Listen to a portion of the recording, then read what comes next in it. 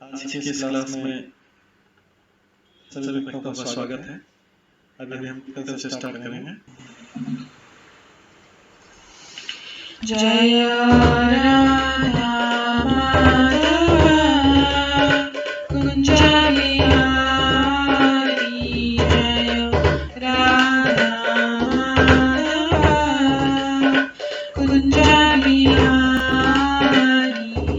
जय गोपीजन वल्लभ गिरिवरधारी, जय गोपीजन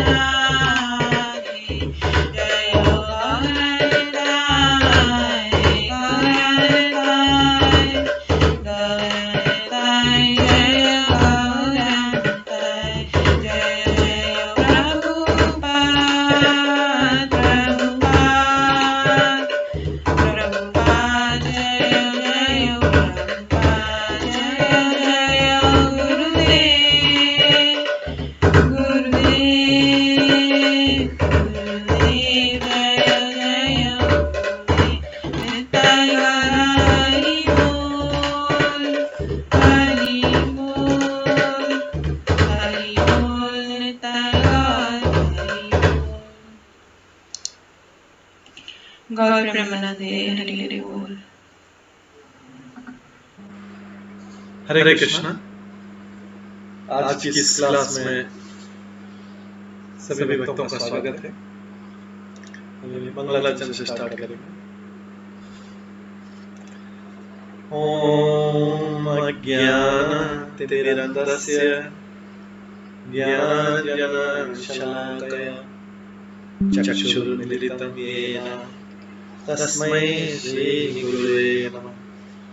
श्रीचैतन्यमनोभीष्टं स्थापितं येन भूतले स्वयं रूप कदा मह्यं ददाति स्वपदान्तिकम्। वन्देऽहं श्रीगुरो श्रीयुतपदकमलं श्रीगुरुं वैष्णवांश्च श्रीरूपं साग्रजातं सहगणा रघुनाथान्वितं तं सजीवं साद्वैतं सावधूतं परिजनसहितं कृष्णचैतन्यदेवं श्रीराधाकृष्णपादान् सहगणा ललिता श्रीविशाखान्वितांश्च। नमो विष्णुपदाय कृष्णपृष्ठाय भूतले श्रीमते भक्तिवेदान्त स्वामिनिधि नामिने। नमस्ते सरस्वती देवे गौरवाणी प्रचारिणे निर्विशेष शून्यवादी पाश्चात्यदेशधारिणे। वाञ्छाकल्पतरुभ्यश्च कृपासिन्धुभ्येव च पतितानां पावनेभ्यो वैष्णवेभ्यो नमो नमः। जय श्री कृष्ण चैतन्य प्रभु नित्यानंद श्री अद्वैत गदाधर श्रीवासादि गौर भक्तवृंद। हरे कृष्ण कृष्ण कृष्ण हरे हरे, हरे राम राम राम हरे हरे। ओम नमो भगवते वासुदेवाय। ओम नमो भगवते वासुदेवाय। ओम नमो भगवते वासुदेवाय। नारायणं नमस्कृत्य नरं चैव नरोत्तमं देवीं सरस्वतीं व्यासं ततो जयमुदीरये। नमस्ते प्रायेषु भद्रेषु नित्यं भागवत सेवया भगवते उत्तम श्लोके भक्तिर्भवति नैष्ठिकी। कृष्णाय वासुदेवाय देवकी नंदनाय च नंद गोपकुमाराय गोविन्दाय नमो नमः। सर्ववेदान्तसारमे श्रीभागवतम् इष्यते तत्त्वसारतस्य नान्यत्र स्यादति क्वचित्। आराध्यो भगवान् ब्रजेश तनयस्तनधाम वृन्दावन। रम्या काचिदुपासना ब्रजवधूवरेण्या कल्पिता। श्रीमद्भागवतं प्रमाणम् अमलं प्रेमकुमारतमः श्रीचैतन्यमहाप्रभुमतमेदं तत्रादरो न परम्। मूकं करोति वाचालं अनुमूलनं गिरिं यत् कृपातमं वन्दे परमानन्दमाधवम्। हरे कृष्ण।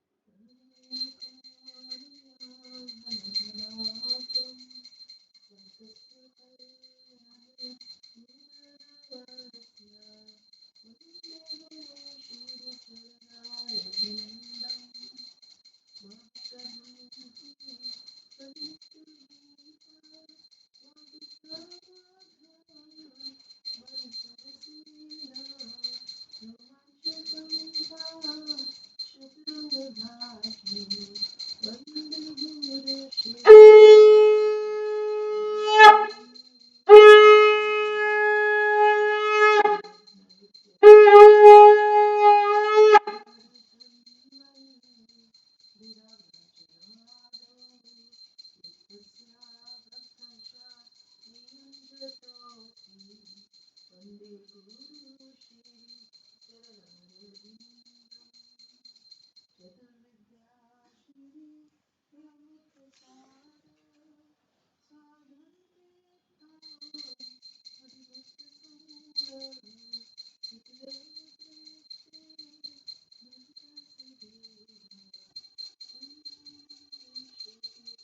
कृष्णा। आज की इस क्लास में सभी भक्तों का स्वागत है।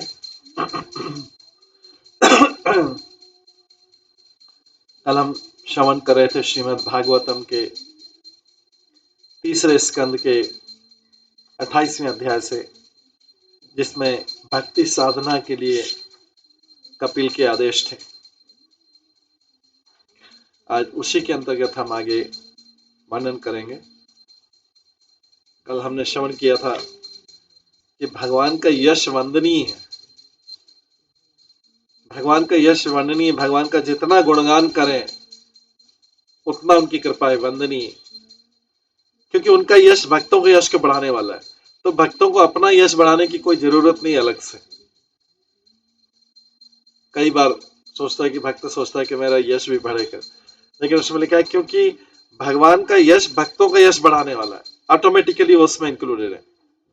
अतः मनुष्य को चाहिए कि पूर्ण पुरुषोत्तम भगवान तथा उनके भक्तों का ध्यान करे। मनुष्य को तब तक भगवान के शाश्वत रूप का ध्यान करना चाहिए जब तक उसका मन स्थिर न हो। आज हम इसी के आगे श्रवण करेंगे।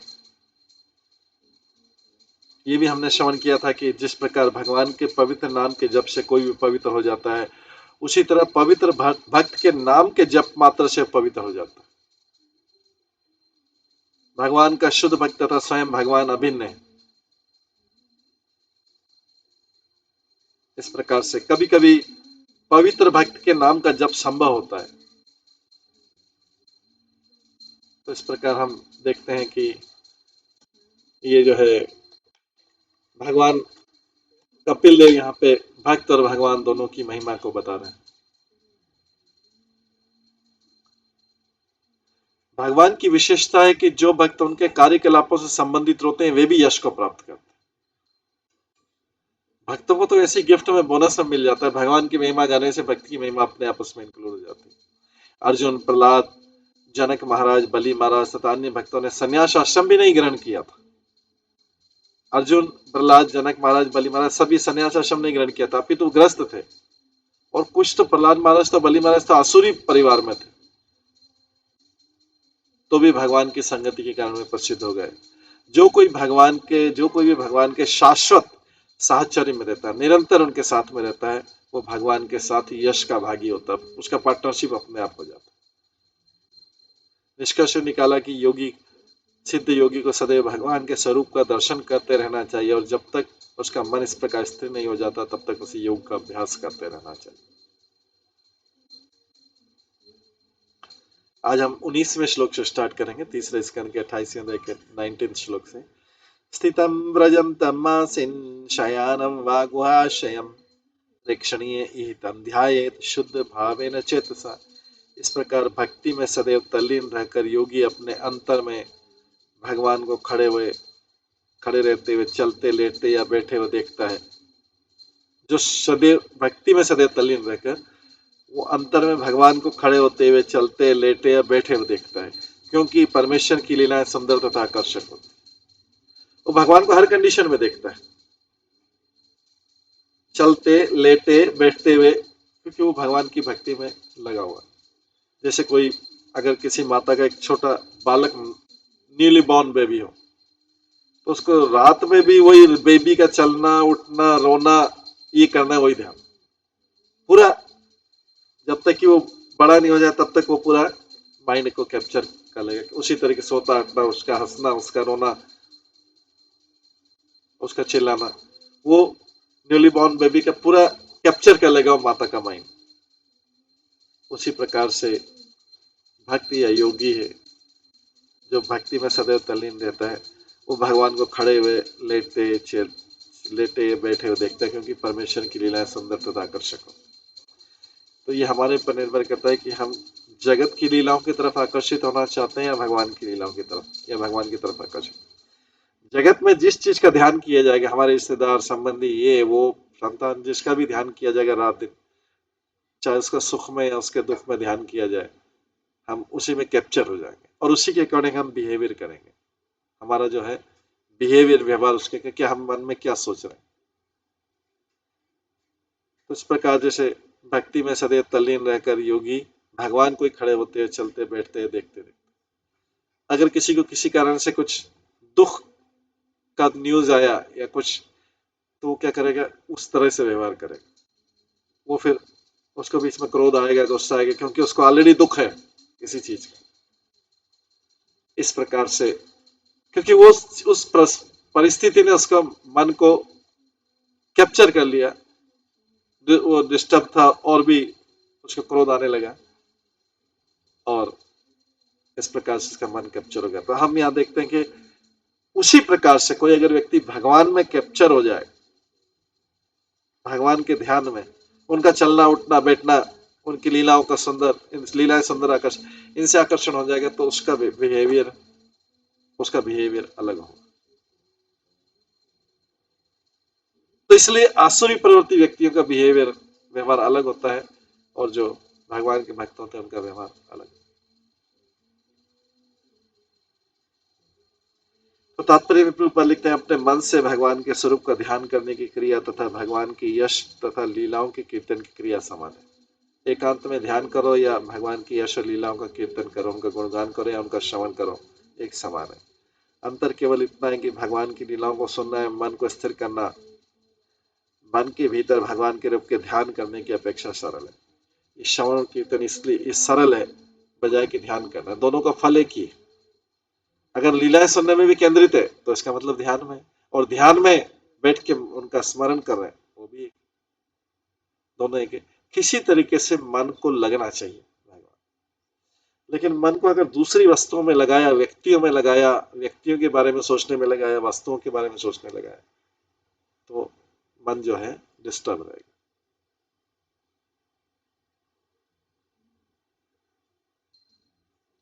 क्योंकि इस युग में जब भी कोई भगवान का चिंतन करने लगता है तो मन विचलित हो जाता है। मन किस चीज की तरफ जाता है, जिसका पहले से आकर्षण था या जिसकी पहले से चिंता थी या जिससे आसक्ति, बार बार मन उसी तरफ जाएगा।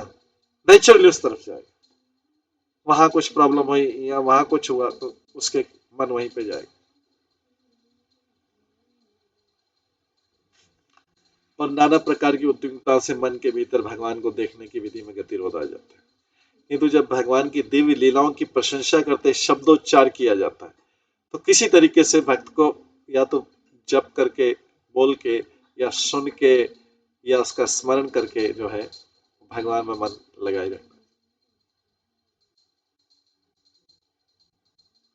तो जब हम भगवान की दिव्य लीलाओं की प्रशंसा करते हुए शब्दोच्चार करते हैं तो हमें सुनने के लिए बाध्य हो जाते हैं। सुनना तो पड़ेगा, हम ही बोल रहे हैं। ये श्रवण की क्रिया मन में प्रवेश करती है और योग का अभ्यास स्वतः संपन्न हो जाता है। मन अपने आप भगवान में लगे। उदाहरण यदि भगवान गोचारण के लिए अपने गवों तथा मित्रों के साथ चरागाह तक जाने का वर्णन भागवतम से पढ़ा जा रहा हो, तो यदि कोई से कोई बालक भी सुनेगा तो उसके सुनने से ये भगवान की लीलाओं के ध्यान का लाभ हो सकता है। अगर कोई बालक इसको ध्यान पूर्वक सुन ले कि भगवान गोचारण कैसे करते थे, कैसे गायों को पुकारते थे, तो फिर वो दिन भर वही सोचेगा। ये श्रवण का लाभ है। कलयुग में श्रवण करना इजी है बजाय भगवान के बैठ के ध्यान करने। सुनने में मन भी लगाना सम्मिलित। सुनने में मन नहीं लगा तो फिर वो श्रवण पूरा नहीं होगा। मन कहीं और है, या मन आलस्य है, मन का सोने का मन कर रहा है, तो वो श्रवण क्रिया जो है वो पूरी नहीं। कानों में तो जा रहा है लेकिन वो श्रवण नहीं। इसलिए कई बार देखे थे कि लोग कई कई वर्षों तक भागवतम सुनते रहते हैं, भागवत गीता सुनते रहते हैं, लेकिन कोई असर नहीं था, क्योंकि श्रवण नहीं किया पूरी तरीके से। लेकिन लोगों ने समझा कि उन्होंने श्रवण किया।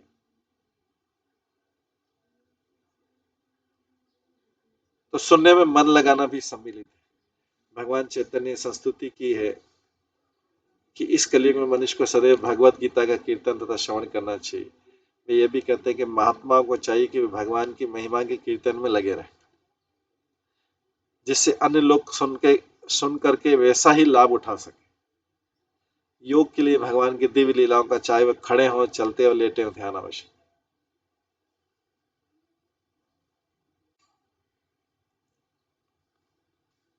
आगे बोला तस्मिन् लब्धा पदम चित्तम सर्व अव्यय संस्थितम विलक्ष्य एकत्र संयोज्यात अंगे भगवतः मुनि।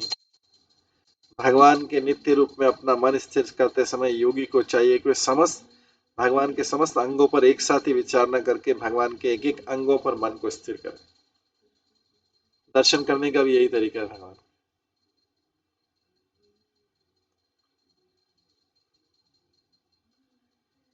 तो ध्यान करने का भी तरीका एक एक अंग पर ध्यान करें। तो मुनि शब्द अत्यंत महत्वपूर्ण है। मुनि वह है जो चिंतन, अनुभव तथा निश्चय करने में अत्यंत पटु हो, एक्सपर्ट हो। चिंतन करने में, अनुभव करने में, निश्चय करने में। यहाँ से भक्त या योगी नहीं कहा गया। जो लोग भगवान के स्वरूप का ध्यान करते हैं मुनि अल्पज्ञ कहलाते हैं। जो लोग भगवान के स्वरूप का ध्यान करते हैं मुनि अल्पज्ञ कहलाते हैं, किंतु वे जो भगवान की वास्तविक सेवा करते हैं भक्ति योगी कहलाते हैं। आगे विचार विधि वर्णित है कि वो मुनियों की शिक्षा के लिए है। योगी को ये विश्वास दिलाने के लिए भगवान कभी भी निराकार नहीं होते। आगे उधर श्लोक भगवान के अंग प्रत्यंग देखने की संस्तुति करेंगे कि भगवान के अंग का दर्शन कैसे करना चाहिए। भगवान का समग्र रूप में चिंतन कभी कभी निराकार हो सकता है कि पूरे भगवान को देखने नहीं देख पाएंगे, वो निराकार जैसा हो जाएगा। तो पहले सबसे पहले ध्यान करते सबसे पहले उनका चरण कमलों का ध्यान करना चाहिए। किसका? चरण कमलों का ध्यान करना चाहिए। फिर उनके टखने, फिर जंगा, फिर कमर, फिर छाती, फिर गर्दन, फिर मुख इत्यादि। भगवान के चरण कमल से प्रारंभ करके क्रमशः उनके दिव्य शरीर के अंगों को ऊपर तक ले जाया जाए। ये है ध्यान करने का तरीका।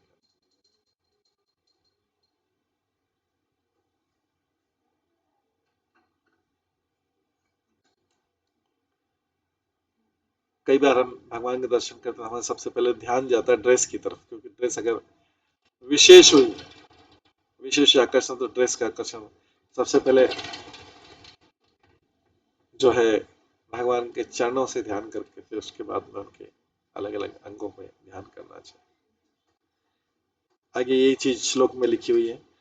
सचिंतयेत भगवत चरणारविंदम व्रजं कुशध्वज सरोरुह लांछनाढ्यम तुंग रक्त विलसत नख चक्रवाल ज्योत्स्ना भी आहत महत हृदय अंधकार।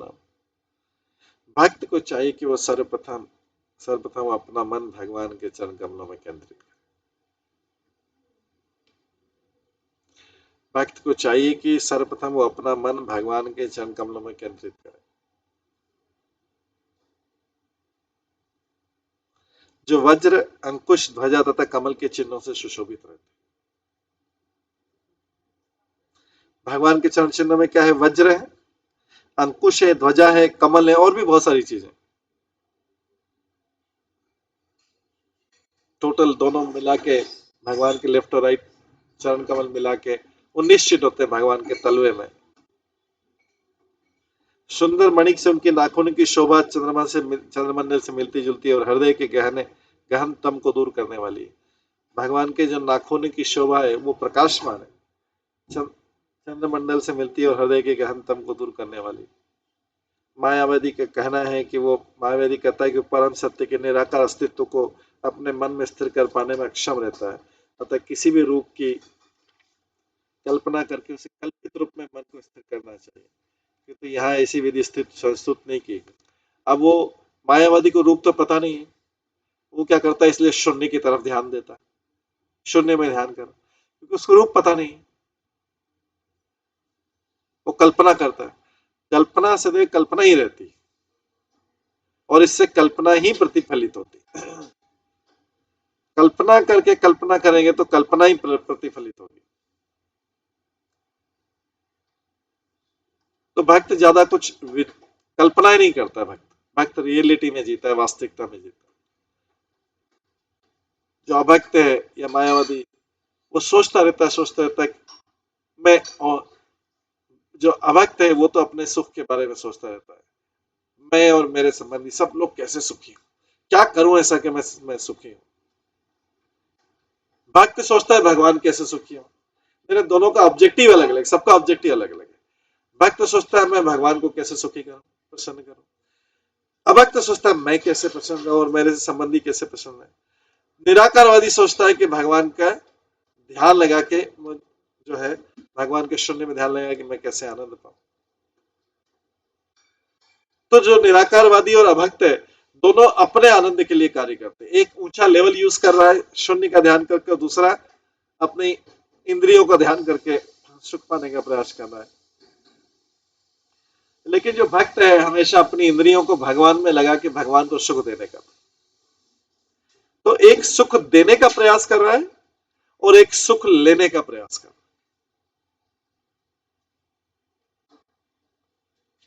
तो जो भगवान को सुख देने का प्रयास कर रहा है वही भक्त है, और जो स्वयं सुख लेने का प्रयास कर रहा है, चाहे वो शून्य निराकार का ध्यान करके, शून्य का ध्यान करके प्राप्त करे, या अपनी इंद्रियों का ध्यान करके, क्या क्या वस्तुओं की आवश्यकता है मेरे इंद्रियों को, या मेरी इंद्रिय संतुष्ट तो मेरे से संबंधित लोगों की इंद्रियों को संतुष्ट कर, क्योंकि वो आई एंड माइंड से कनेक्टेड है, उसको कैसे दे सकते। तो यहाँ पर भगवान के तो इस प्रकार वो कल्पना करता है, इसमें क्या कल्पना सदैव कल्पना ही रहती है, उसका वास्तविकता से कोई रिलेशनशिप नहीं। इसलिए इसको जब जैसी कल्पना छोड़ेगा, कल्पना खत्म करेगा, वास्तविकता में तो वैसा होगा नहीं, तो थोड़ा दुखी हो जाएगा, अरे मैं तो बहुत अच्छी अच्छी कल्पनाएं कर रहा था, ये क्या हो गया, क्योंकि वो तो कल्पनाएं कर रहा था। भगवान तो उन कल्पनाओं से चलते नहीं। और जो भक्त है वो वास्तविकता में रहता है, रियलिटी में रहता है, प्रैक्टिकल लाइफ में रहता है।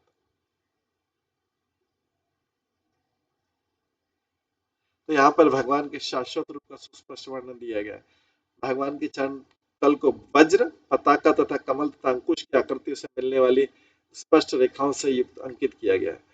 उनके पैर के नाखूनों की कांति चंद्रमा के प्रकाश के तुल्य। जब भगवान का जो लोग ध्यान करते हैं उनके लिए बहुत महत्वपूर्ण है। भगवान के तलवे कैसे रहते हैं, सोल, भगवान के तलवे कैसे रहते हैं, और भगवान के नाखून किस प्रकार से प्रकाश प्रदान करने वाले हैं। यदि योगी भगवान के चरण कमल पर अंकित चिन्ह और नाखूनों की चमक पर अपना ध्यान केंद्रित करता है तो इस संसार के अज्ञान अंधकार से मुक्त हो सकता है।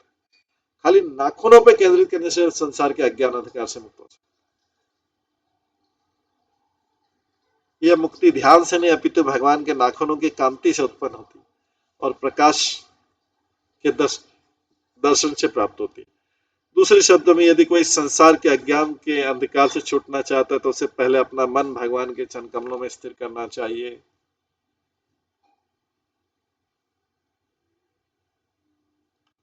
आगे बोलते हैं यच्छोचनिस्रत् सरिता प्रवार उदकेन तीर्थेन मूर्धनि अधिकृतेन शिव शिवा भूत ध्यायतु मनशमलशैल निसृष्टव्रजम् ध्यायेत चिरं भगवत चरणारविंदम।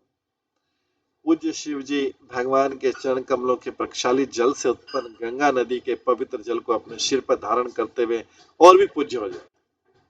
शिव जी तो वैसे ही पूज्य हैं, लेकिन भगवान के चरण कमलों के प्रक्षालित जल से उत्पन्न, क्योंकि अभी ऊपर भगवान के चरण कमलों की महिमा का वर्णन हुआ, तो इसलिए शिव जी जो है भगवान के चरण कमलों के प्रक्षालित जल से उत्पन्न गंगा नदी के पवित्र जल को अपने सिर पर धारण करके और भी पूज्य हो जाते हैं। भगवान के चरणों से वज्र के तुल्य है, जो ध्यान करने वाले भक्त के मन में संचित पाप के पहाड़ को ध्वस्त करने के लिए चलाया जाता है। भगवान के चरण वज्र के समान है। वज्र क्या करता है, वज्र से मारा जाता है, तो वज्र क्या करता है, वो भगवान के भक्तों के मन में जो संचित पाप का पहाड़ है उसके वज्र मार मार के ध्वसित कर देता है। अतः मनुष्य को दीर्घ काल तक भगवान के चरण कमलों का ध्यान करना चाहिए।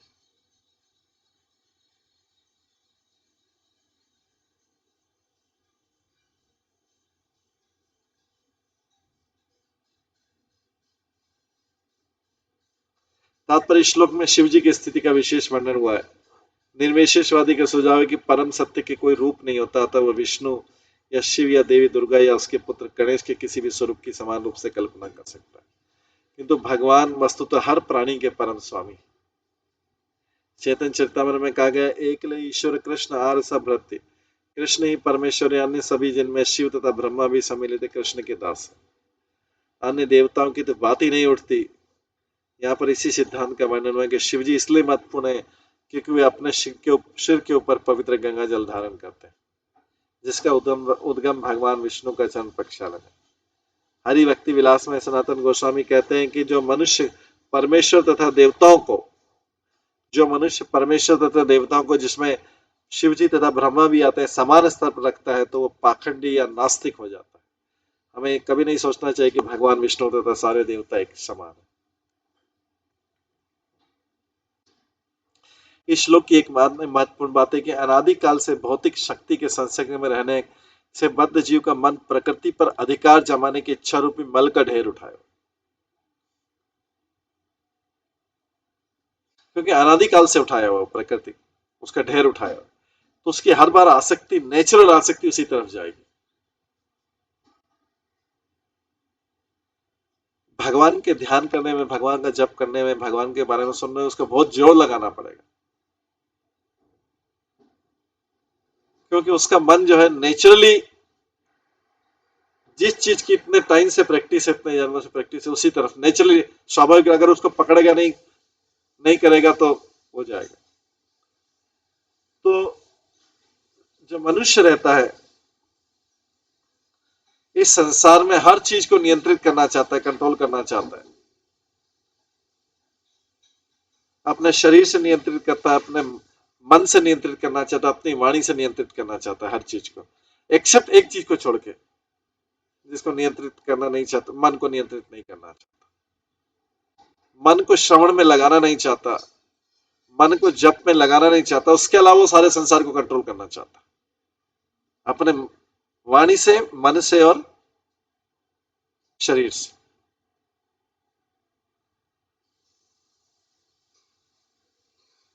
अननेसेसरी का वो कंट्रोल करना चाहता है।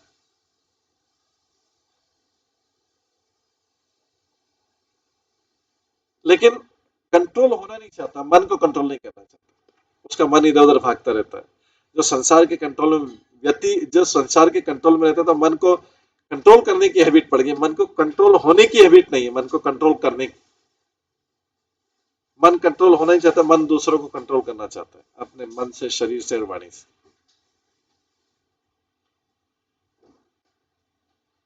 तो ये ऐसी इच्छा जताने की, कंट्रोल करने की इच्छा, मैं इसको कंट्रोल करूंगा, इससे कंट्रोल करूंगा, इसको कंट्रोल करूंगा, ऐसी इच्छा, और तीनों साधनों का यूज करता है। ये तीनों साधन तो भगवान की सेवा में लगने के लिए होते, कंट्रोल होने के लिए होते, लेकिन इसको कंट्रोल करने के लिए यूज करता है। और ये ऐसा मल का पर्वत उठाए रहता है, अपने ऊपर ढेर उठाए रहता है, इच्छा। किंतु ये पर्वत वज्र से ध्वसित किया जा सकता है। भगवान के चरण कमलों का ध्यान योगी के मन के मल रूपी पर्वत को छिन्न भिन्न करने के लिए वज्र के समान है, उसकी सारी कंट्रोल करने की भौतिक इच्छाओं को ध्वस्त कर सकता है।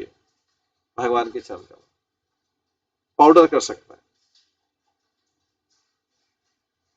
तो यदि योगी चाहता है कि उसके मन से मल रूपी पर्वत छिन्न भिन्न हो जाए, तो किसी शिन्न या निराकार वस्तु की कल्पना करके के मन को भगवान के चरण कमलों में एकाग्र करना चाहिए। बार बार ये आता है कि व्यक्ति मन से सबको कंट्रोल करना चाहता है, लेकिन मन के द्वारा स्वयं कंट्रोल होना नहीं चाहिए, भगवान के द्वारा कंट्रोल होना नहीं चाहिए। भगवान कहते हैं कि मेरे द्वारा, मेरा ध्यान करके मन को नियंत्रण में लाओ। मन बोलता नहीं, मैं सबको नियंत्रित करूंगा, अपनी वाणी से, अपने मन से, अपने शरीर से। चूंकि मल एक पर्वत का रूप धारण कर चुका था, उसे दीर्घ अवधि तक भगवान के चरण कमलों का ध्यान करना चाहिए। हाँ, जो भगवान के चरण कमलों का निरंतर ध्यान करने का अभ्यास थे, उसके लिए बात दूसरी।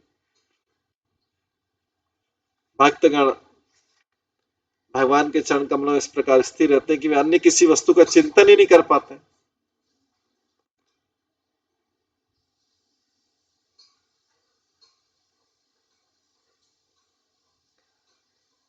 जो जो लोग भगवान के चरण कमलों में इस प्रकार स्थिर रहते हैं वे अन्य किसी वस्तु का चिंतन ही नहीं करते। जो लोग अब योगाभ्यास करते हैं उन्हें चाहिए कि विधि विधानों का पालन करते हुए इंद्रियों को वश में करते हुए दीर्घ काल तक भगवान के चरणों का ध्यान करें। भगवान के चरणों का ध्यान लंबे काल तक करना पड़ेगा। यहाँ पे भागवत ईश्वर चरणारविंदन का विशेष रूप से उल्लेख है, जिसका अर्थ है कि मनुष्य को भगवान के चरण कमलों का चिंतन करना होता है। मायावादी लोग सोचते हैं कि मनुष्य शिव जी, ब्रह्मा जी या देवी दुर्गा में से किसी के भी चरणों पर चिंतन कर सकता है, किंतु ऐसा नहीं है। यहाँ पर भगवत का विशेष उल्लेख है। भगवत का अर्थ है पूर्ण पुरुषोत्तम भगवान विष्णु का। अपनी स्वाभाविक स्थिति के कारण शिव जी सदैव महान तथा कल्याणप्रद रहे, किंतु चूंकि उन्होंने अपने सिर पर उस गंगा जल का धारण करना स्वीकार किया जो भगवान के चरण कमलों से उद्भूत है, अतः वे और भी अधिक शुभ तथा महत्वपूर्ण है। यहाँ पर भगवान के चरण कमलों पर बल दिया गया है। भगवान के चरण कमलों से संबंधित होने के कारण जब शिव जी की महत्ता बढ़ी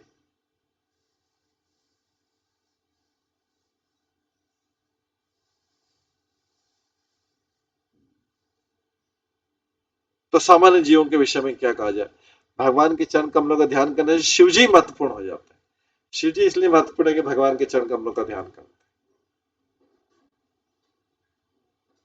आगे बोला गया है, ज्ञानो द्वयं जलजलोचनया जनन्या लक्ष्म्याखिलस् सुरवंदितया विधातु।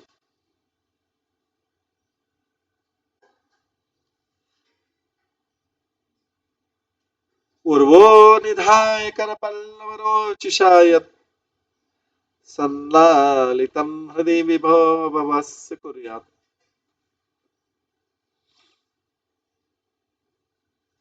योगी को चाहिए कि वो सभी देवताओं द्वारा पूजित तथा सर्वोपरि जीव ब्रह्मा की माता ऐश्वर्य की देवी लक्ष्मी जी के कार्यकलापों में अपने हृदय को स्थिर कर दे। तो बोल रहे हैं कि योगी को चाहिए कि सभी देवताओं द्वारा पूजित तथा सर्वोपरि जीव ब्रह्मा की माता ऐश्वर्य की देवी लक्ष्मी जी के कार्यकलाप में अपने हृदय को स्थिर कर दे। वे सदैव भगवान के पांवों तथा जंघाओं को चापती हुई देखी जा सकती है।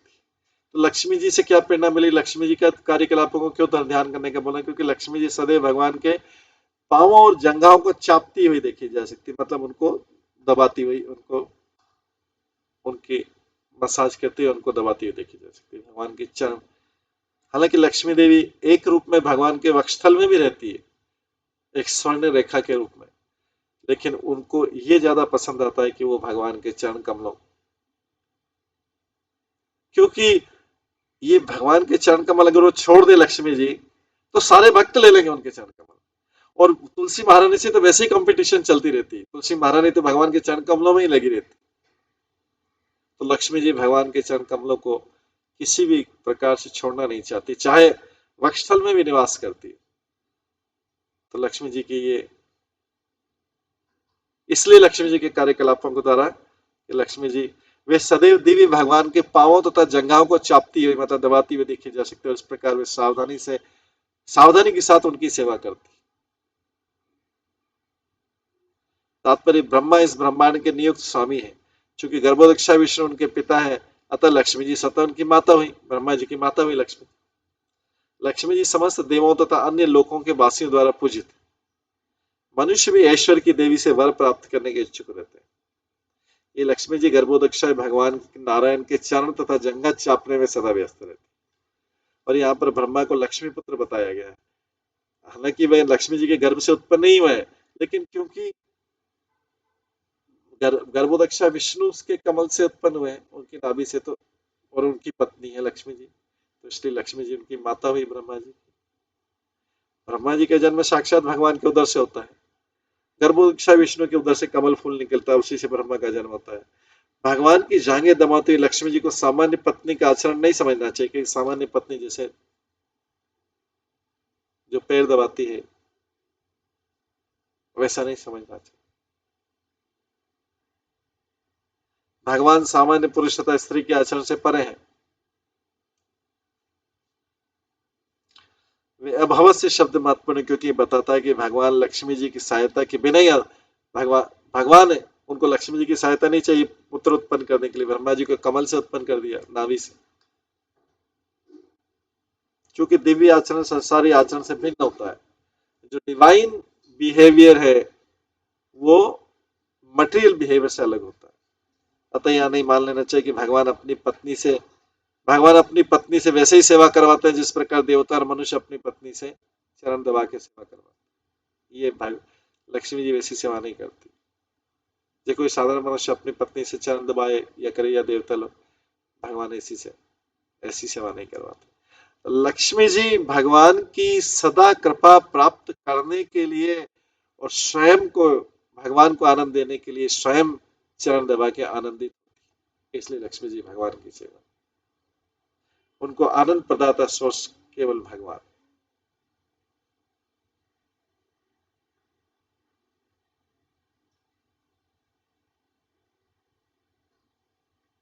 अतः सलाह दी गई कि योगी सदैव अपने हृदय में चित्र रखे।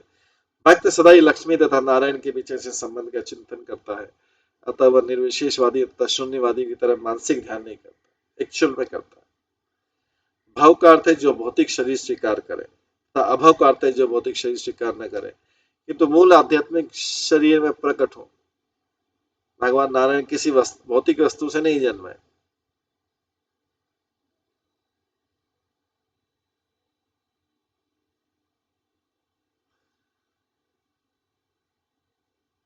भाव का अर्थ है जो भौतिक शरीर स्वीकार करता, अभाव का अर्थ है जो भौतिक शरीर स्वीकार न करे किंतु मूल आध्यात्मिक शरीर में प्रकट हो। भगवान नारायण किसी भौतिक वस्तु से नहीं जन्मे हैं। पदार्थ से ही पदार्थ उत्पन्न होता है किंतु पदार्थ से उत्पन्न नहीं है। ब्रह्मा जी का जन्म सृष्टि के बाद हुआ किंतु भगवान सृष्टि के पूर्व उपस्थित है, अतः भगवान का कोई भौतिक शरीर नहीं हुआ। फिर आगे ये सब ध्यान के ऊपर बताने का फिर आगे बोलते हैं, उरु सुपर्णा भुजयो अधिशोभमान ओझा निधियत् सिककुसुमवभासो व्यालं विपीत वरवासि शिवर्तमान कांची कलाप परिरम्य नितंब बिंबम। फिर ध्यान में योगी अपने मन को भगवान की जांघों पर स्थित करना चाहिए जो समस्त शक्ति के आगार है। वे अलसी के फूलों की कांति के समान सफेद नीली है भगवान की जांघें। अलसी जो तिल जैसा होता है दिखने में और कई बीमारियों में लाभप्रद होता है, वे अलसी के फूलों की कांति के समान सफेद नीली। और जब भगवान गरुड़ पर चढ़ते हैं, तो जांघें अत्यंत भव्य लगती भगवान की। सुपर्ण मतलब है गरुड़ की। योगी को चाहिए कि वो भगवान के गोलाकार नितंबों का ध्यान करे जो करदनी से गिरे हुए हैं, और ये करदनी भगवान की एड़ी तक लटकते पीताम्बर पे टिकी हुई है। तो भगवान तात्पर्य बताते, भगवान समस्त बल के आगार है। उनका ये बल उनके दिव्य शरीर की जंघाओं में बसता है। उनका संपूर्ण शरीर सारे धन, सारे बल, सारे यश, सारे सौंदर्य, सारे ज्ञान तथा सारे त्यागी ने ऐश्वर्य से परिपूर्ण है। योगी को सलाह दी गई कि वो भगवान के दिव्य रूप का पांवों के तलुओं से प्रारंभ करके क्रमशः घुटनों जांघों की ओर उठ के अंत में मुख का ध्यान करें। भगवान की ध्यान की क्रिया उनके पांवों से शुरू होती है।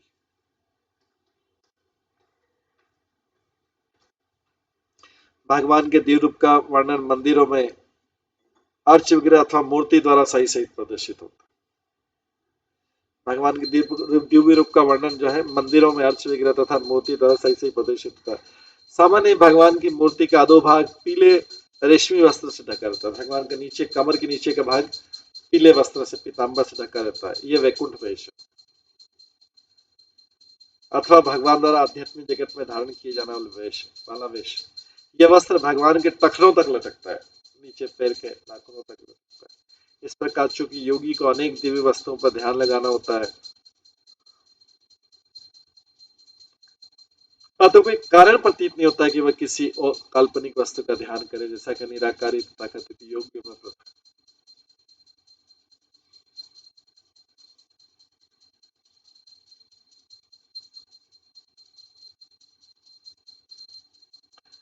नाभि हृदं भुवनकोशगुहाउदरस्थं यत्रात्मयोनिधिषणाखिललोकपद्मव्यूढम् व्यूढं हरितमणिवृषस्तनयोऽमुष्य ध्यायते द्वयं विशुद्धार मयूख गौरम। तब योगी को चाहिए कि भगवान के उदर के मध्य में स्थित चंद्रमा जैसी नाभि का ध्यान करे। चरणों का ध्यान करने के बाद में ऊपर जाए, जंघा का ध्यान करे और उसके बाद में भगवान की नाभि का ध्यान करे। भगवान की नाभि संपूर्ण ब्रह्मांड की आधारशिला है, क्योंकि यहीं से तो ब्रह्मा जी निकलते हैं। तो भगवान की नाभि संपूर्ण ब्रह्मांड की आधारशिला, यहाँ से समस्त लोकों से युक्त कमल लाल प्रकट होता है। ये कमल आदि जी ब्रह्मा का वास स्थान है। इस तरह योगी को अपना मन भगवान के स्तनाग्रहों पर केंद्रित करना चाहिए, जो श्रेष्ठ मरकत मणि की जोड़ी के सदस्य है और जो उनके वक्षस्थल को अलंकृत करने वाली मोती माला की दुग्धवल किरणों के कारण श्वेत प्रतीत होती है। तो तात्पर्य बताते कि इसके पश्चात योगी को भगवान की नाभि का ध्यान करना चाहिए, जो समस्त भौतिक सृष्टि का आधार है। जिस प्रकार शिशु नाल के द्वारा अपनी माता से जुड़ा होता है, उसी प्रकार पहले पहले जन्म देने वाले प्राणी ब्रह्मा जी भी कमल भगवान की कृपा में इच्छा से कमल नाल द्वारा भगवान से जुड़े रहते हैं। पिछले श्लोक में बताया भगवान के पांव टखने तथा जांघें दबाती हुई लक्ष्मी माता ब्रह्मा की माता कहलाती, किंतु वास्तव में ब्रह्मा अपनी माता के उदर से उत्पन्न होकर भगवान के उदर से उत्पन्न है। ये भगवान के अचिंत्य कार्यकलाप है, जिनके विषय में सोचने की आवश्यकता नहीं कि पिता ने किस प्रकार बच्चे को जन्म दिया। ब्रह्म संहिता में कहा गया भगवान के प्रत्येक अंग में अन्य किसी अंग की शक्ति रहती है, क्योंकि सब कुछ आध्यात्मिक है और उनके अंग बद्ध नहीं कि इस अंग से यही होगा। भगवान अपने कानों से देख भी सकते हैं, जबकि भौतिक कान तो केवल सुन पाता है, देख नहीं पाता। किंतु ब्रह्म संहिता में कहा गया कि भगवान अपने कानों से देख भी सकते हैं और आंखों से सुन भी सकते हैं। उनके देवी शरीर का कोई भी अंग किसी अन्य अंग का कार्य संपन्न कर सकता है। उनका उदर समस्त लोगों का आधार है और ब्रह्मा जी समस्त लोगों के सृष्टा पद का धारण किए हुए।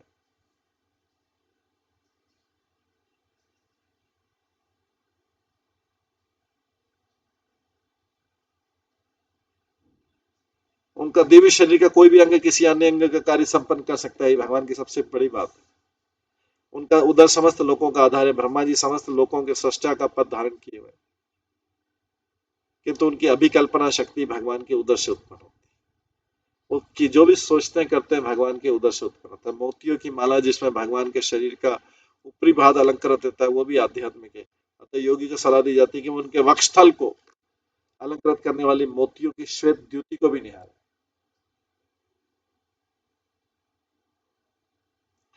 वक्षाधिवासं वृषभस्माविभूते पुंसां मननयन निवृत्तिमादधानम् कंठं च कौस्तुभमणेऽधिभूषणार्थं कुर्यात् मनसि अखिललोक नमस्कृतस्य। फिर योगी को भगवान के वक्षस्थल का ध्यान करना चाहिए, जो देवी महालक्ष्मी का आवास।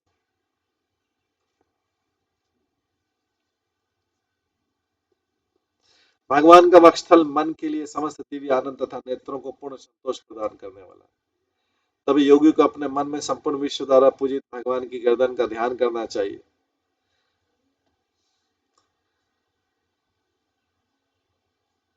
भगवान की गर्दन उनके वक्षस्थल पर लटकने वाले कौस्तुभ मणि की सुंदरता को बढ़ाने वाली।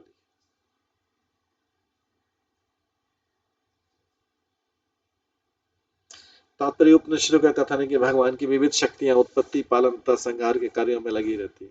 ये अकल्पनीय शक्ति रूप भगवान के वक्षस्थल में संग्रहित रहते हैं। जैसा कि सामान्यतः लोग कहते हैं ईश्वर सर्वशक्तिमान है, वह शौर्य समस्त शक्तियों के आकार स्वरूप महालक्ष्मी द्वारा प्रदर्शित किया जाता है, जो भगवान के दिव्य रूप के वक्षस्थल में विराजमान है। जो योगी भगवान के दिव्य रूप के स्थल का ध्यान करता है, उसे अनेक शक्तियां प्राप्त हो सकती है, जिसमें योगी की 8 सिद्धियां आती है।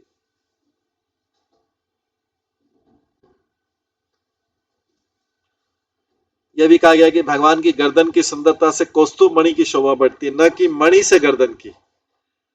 तो भौतिक जगत में व्यक्ति जो है जब आभूषण पहनता है तो उसको लगता है उसकी शोभा बढ़ गई।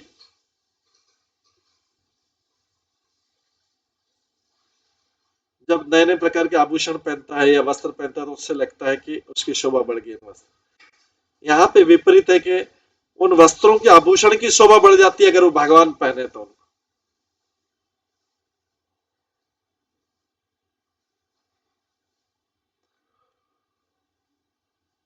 अतः मंदिर पूजा ऐसे व्यक्तियों के लिए जो इतने उन्नत नहीं कि वे अपने मन में भगवान के स्वरूप का ध्यान कर सके। निरंतर मंदिर में जाने तथा प्रत्यक्ष रूप से भगवान के द्व्य रूप का दर्शन करने में कोई अंतर नहीं, उनका एक सा महत्व है।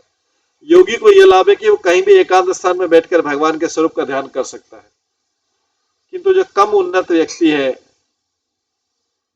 वे कम उन्नत व्यक्ति को मंदिर जाना होता, जब वो मंदिर नहीं जाता तब तक वो भगवान के रूप को नहीं देख सकता। चाहे श्रवण हो, दर्शन या ध्यान हो, सबका लक्ष्य भगवान का दिव्य स्वरूप प्राप्त करना है। शून्यता या निर्विशेषता का प्रश्न नहीं उठता। भगवान सबों को दिव्य आनंद वरदान का वरदान देते हैं, चाहे वो मंदिर जाने वाला हो, ध्यान करता योगी हो, या श्रीमद भागवत मतलब भागवत गीता जैसे शास्त्रों से भगवान के दिव्य स्वरूप को सुनने वाला। भक्ति को संपन्न की 9 विधियां हैं, जिनमें से स्मरण या ध्यान एक है। योगी लोग स्मरण का लाभ उठाते हैं, जबकि भक्ति योगी श्रवण तथा कीर्तन।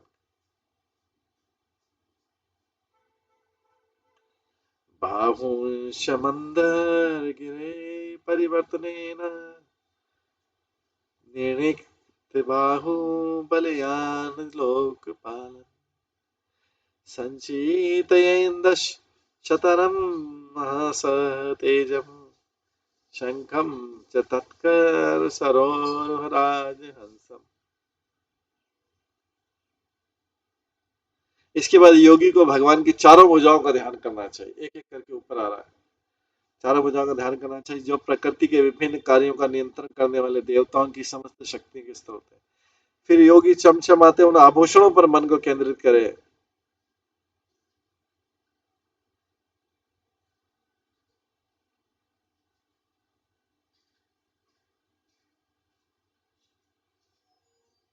उन योगी चमचमाते उन आभूषणों पर मन को केंद्रित करे जो मंद्राचल के घूमने से रगड़ गए थे।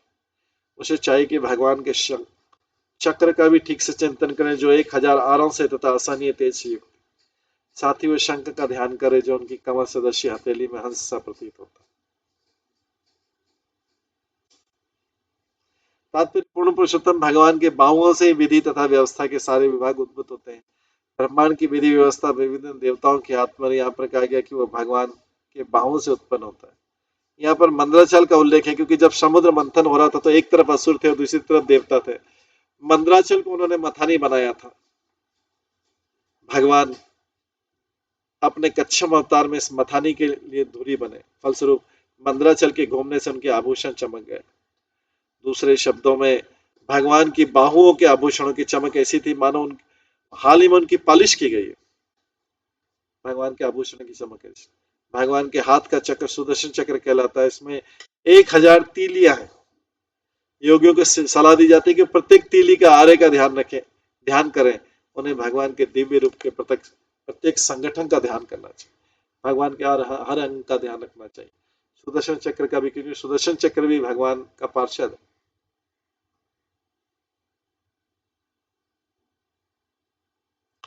आगे बोला गया कौमोदकीं भागवत कौमोदकीं भागवत दयितां स्मरेत दिग्धामराति भट शोणित कर्दमेन मालां मधुव्रत अर्थ गिरा उपगस्तां चेतसि तत्तम अमलय मणिम अस्य कंठे।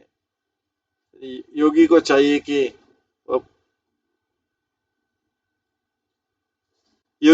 वो प्रभु की कौमोदी के नाम के गदा का ध्यान करे, जो उन्हें अत्यंत प्रिय है। ये गदा शत्रुतापूर्ण सैनिक असुरों को चूर चूर करने वाली है, उनके रक्त से सनी हुई। योगी को भगवान के गले में पड़ी हुई सुंदर माला का भी ध्यान करना चाहिए, जिस पर मधुर गुंजार कर रहे हैं और भौरे मंडराते हैं। भगवान की मोती की माला का भी ध्यान करना चाहिए, जो उन शुद्ध आत्माओं के सूचक है जो भगवान की सेवा में लगे रहते। तात्पर्य योगी को भगवान के दिव्य शरीर के विभिन्न अंगों का चिंतन करना चाहिए। यहाँ बतलाया गया कि जीवों की स्वाभाविक स्थिति समझनी होगी। यहाँ 2 प्रकार की जीवात्मा को उल्लेख है। पहले प्रकार की अराती कहलाती है। ये भगवान की लीलाओं के प्रति विपरीत भाव रखती है। जीवात्माएं 2 प्रकार की, एक तो भगवान की लीलाओं के प्रति विपरीत भाव रखती है। ऐसी जीवात्माओं को दंडित करने के लिए भगवान ने अपने हाथ में एक भयानक गदा प्रकट किया, जो सदैव असुर के वध के रक्त से सना रहता है। भगवान का जो गदा है वो गीला रहता है, रक्त से गीला रहता है, असुरों के वध के रक्त से सना रहता है। जैसा कि भगवत गीता में कहा गया, जीवों की सभी योनियां भगवान की संतान है। फिर भी जीवों की दो श्रेणियां हैं जो दो भिन्न भिन्न प्रकार से कार्य करती है। परमेश्वर शुद्ध जीवात्माओं को, परमेश्वर जो है शुद्ध जीवात्मा को अपने गले में वैसे ही धारण करते हैं जिस प्रकार कोई गले में अपने वक्षस्थल पर मोतियों की माला का रक्षा करता है। जो जीवात्मा शुद्ध कृष्ण चेतना में रहती है उनको प्रतीकात्मक रूप से उनके गले में मोतियां कहा जाता है, और जो असुर हैं, परमेश्वर की लीलाओं के प्रति शत्रुता रखते हैं, उन्हें वे अपने गदे से दंड देते हैं। जो सदैव ऐसी पतित आत्माओं को, जीवात्माओं के रक्त से सनी रहती है, गदा। ये गदा भगवान को प्रिय है क्योंकि इसे आसुरी शरीरों को चूर चूर करके रक्त के साथ मिलाने के लिए प्रयुक्त करते हैं। जैसे मिट्टी को पानी के साथ साने से कीचड़ हो जाता है, उसी प्रकार सांसारिक शत्रुओं या नास्तिकों को प्रभु ने अपनी गदा से ध्वस्त करते हैं, और उनकी गदा से ऐसे असुरों के रक्त से गदा गंदली हो जाती है।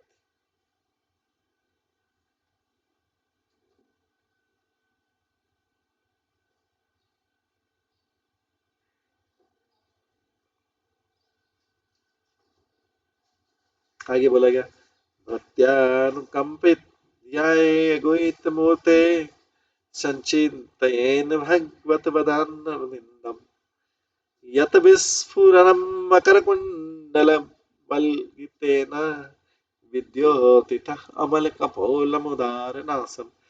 तब योगी को भगवान के कमल सदृश मुखमंडल का ध्यान करना चाहिए, जो इस जगत में उत्सुक भक्तों के लिए अनुकंपावश अपने विभिन्न रूप प्रकट करते। उनकी नाक अत्यंत उन्नत है और उनके स्वच्छ गाल उनके मकराकृत कुंडलों के हिलने से प्रकाशमान हो रहे हैं।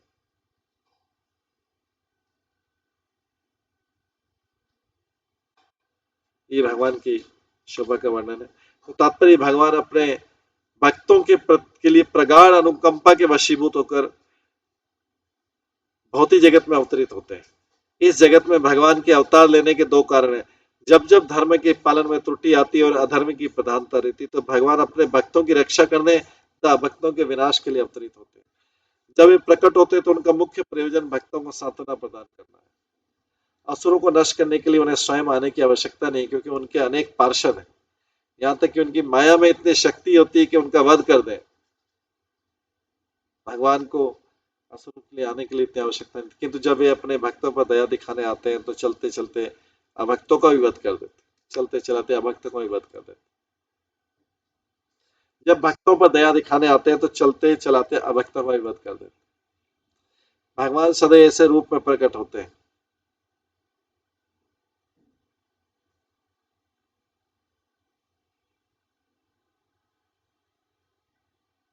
भगवान सदैव ऐसे रूप में प्रकट होते हैं जो किसी विशेष प्रकार के भक्त को प्रिय हो।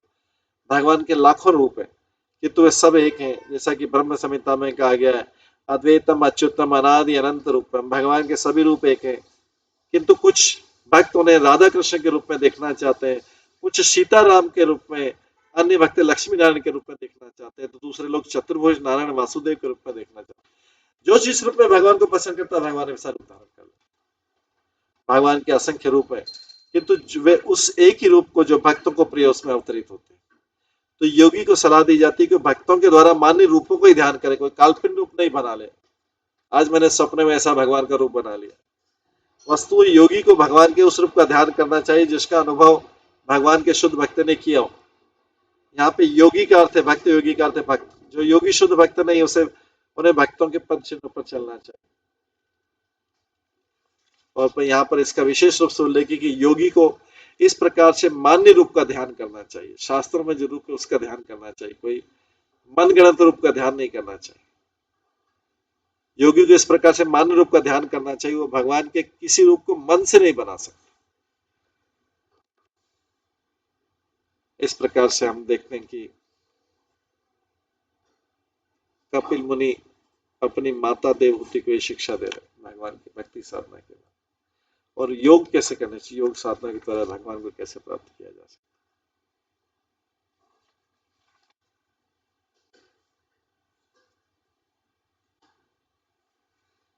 तो इस प्रकार ये हम कपिल मुनि की शिक्षा है, और भी हम शिक्षा ग्रहण करते रहेंगे। अभी इसको हम यहीं पे विराम देते हैं आज की क्लास को, और इसके आगे का जो है हम कल की क्लास में श्रवण करेंगे।